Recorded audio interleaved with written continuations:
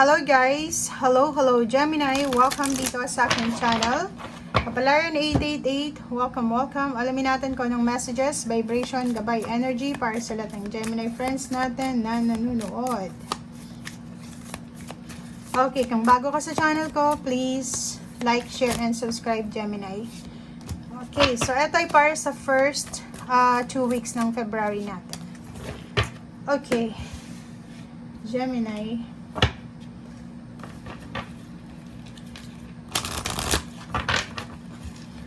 Kumusta kayo dyan? Okay. Okay, Gemini. Basahin natin. Clouds, volcano, and celebration. Okay. So, siguro marami sa inyo Gemini na dumaan sa isang volcano effect.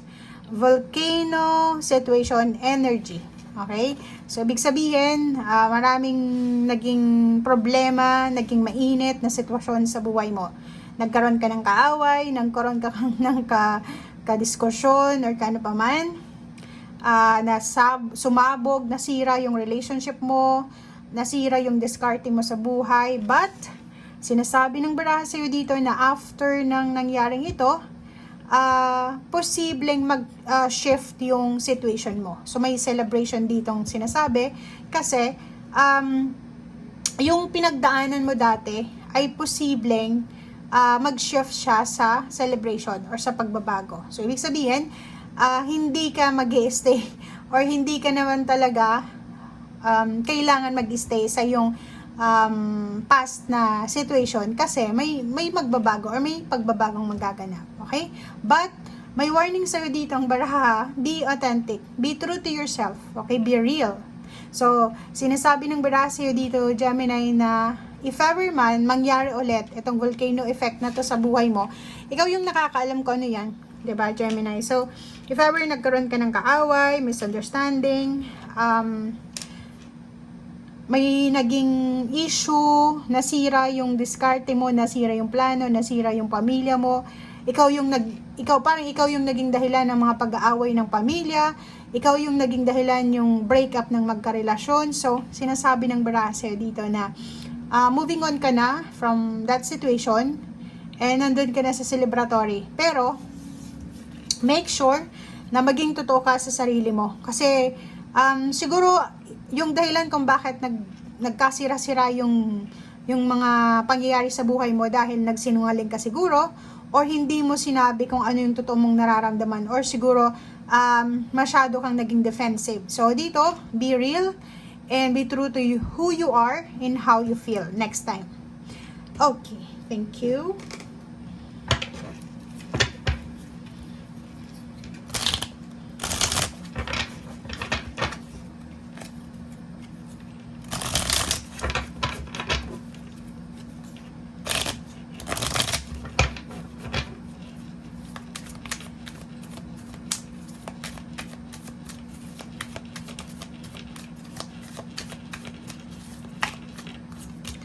Okay, Gemini. Wow. So, yun. Nakikita natin dito, Gemini, na 3 cards na to. Dance, number 3 of Cups, 9 of Cups.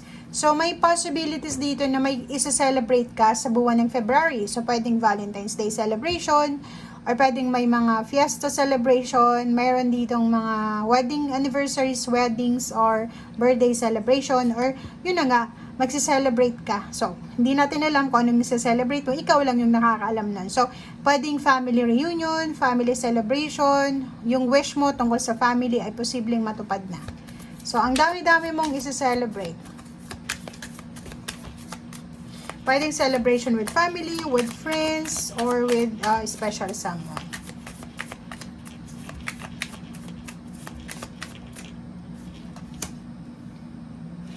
Okay, so ang pwede mong i-celebrate din sa February is yung pagtatapos ng mga problema mo. It's either problema financial, or problema physical health, or pwedeng family.